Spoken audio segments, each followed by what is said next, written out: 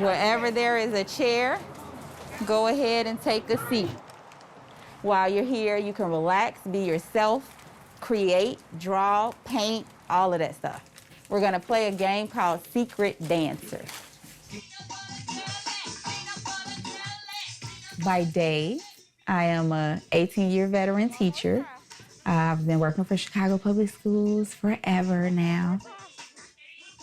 By evening, my husband and we have a nonprofit organization, the Brown House Experience, and we provide STEM, fitness, mental health, social emotional learning to at-risk youth. So we do a lot of after-school programs. We do STEM and fitness academies where we actually do 6-week programs, and everything we do pretty much is free. Good job, good job. That was good. All right, so we're gonna talk about what are you in control of? I have one for you. Are you in control of your anger? And be honest, because that's why we're here. We target kids that have behavior issues and they get mad at the drop of a dime because we know, and my husband also, we were those kids, didn't know how to control the emotions, and it's all about being able to control it. Today we're gonna create affirmation magazine covers. Oh, I love this one. Better an oops than a what if. That means it's better to make a mistake than to not do it at all.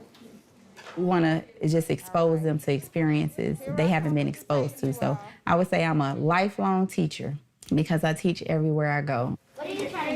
And we'll eventually move it to the South Side.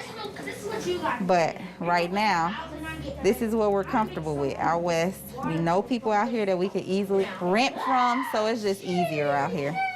I grew up on the West Side. My husband grew up in Maywood. I worked on the West Side. He worked on the West Side. We really wanted to get a house, and neither one of us had ever lived in a home ourselves. So I had really dreamed of having my own home and raising my children. There we go. Thank you. So we first wanted to try to live on the West Side. A lot of the houses were in really poor condition, but they were really expensive. So we were approved for $250,000, and a lot of the houses that we were looking at was about $250,000, but we would have to put in about at least $100,000 just to be able to make it livable. They wanted a lot, but we thought, well, you know, we're teachers, we're doing good in the community, we should be able to purchase a home in the area that we want to purchase a home. So we were kind of upset because we weren't able to find something that was conducive to what we needed on the West Side. This rose bush was not here. We had a tree right there. This is funny. How y'all been? I've been all right. This is dope. This is dope. I seen Tia. Then somebody just gave me the eye. I ain't seen Tia in about 30 years. Now you done popped up. I'm sure we're going to talk like now. See Tia Mason, man. Hold on. We wanted to live out here. Didn't work out. So we decided that we would unfortunately have to look on the South Side. But thank y'all for coming out here and just catching me up on everything. We went to a few homes. One home in particular that we weren't able to get into, the owner was under the impression that we were not Black. And he heard that we were Black, the tone changed. Because when we called him, we were actually in front of the house. He was stuttering and he was just like, well, the lock code is, and he gave us the code and didn't work. He wouldn't pick up the phone again. Our realtor did speak to him and eventually told us that it was due to race. That could have been the house that we dreamed of, but to know that just because we were Black, we couldn't even look in the house. He wouldn't even let us in. That's the main part of the segregation, being forced out of where we really wanted to be, and when we get to another area, not being able to get what we want because we're Black.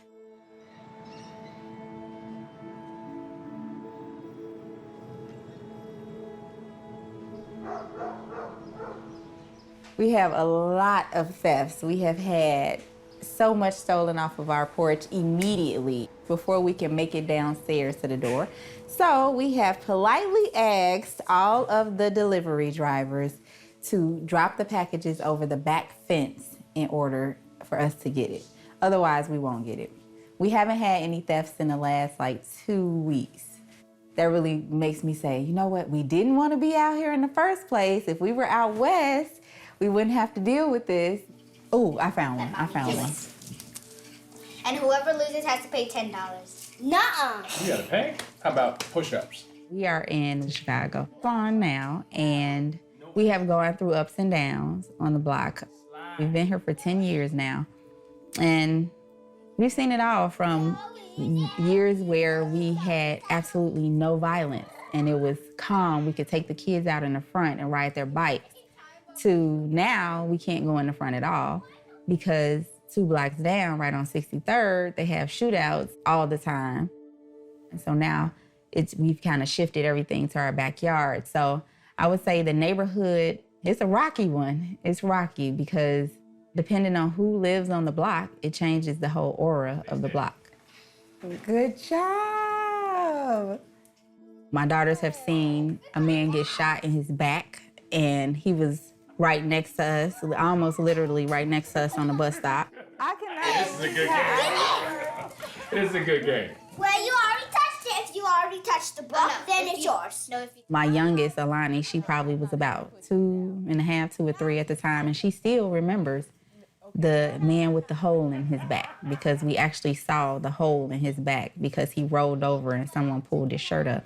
But the violence has affected them. They had nightmares, but we do talk to them about it so that they know what to expect. And because this is the world we live in, and they may be in a situation where they have to protect themselves, and they're only 10 and 6. Hey. No, wait. Did she get it? Oh, go ahead. Do you. You pull it out. Own it. I mean, we're in a black and brown neighborhood.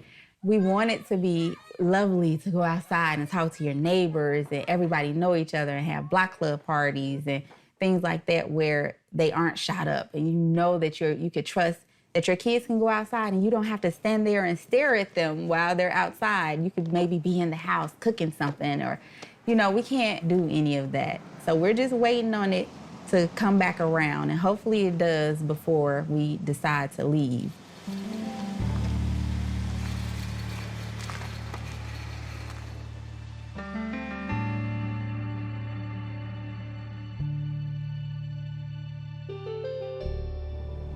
I just said, now look at this block.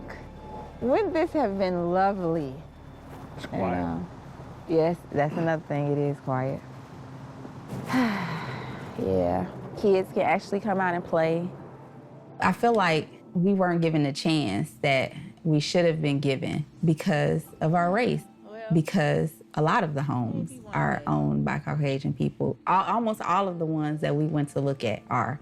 That was kind of disheartening because those are the neighborhoods we grew up in, that we walked up and down the blocks and played as kids.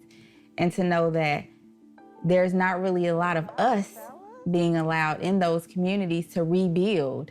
And realistically, most middle-class Black families, they won't get approved for $400,000 or $500,000 for a loan. We're kind of pushed out of certain neighborhoods, and I don't think that's fair.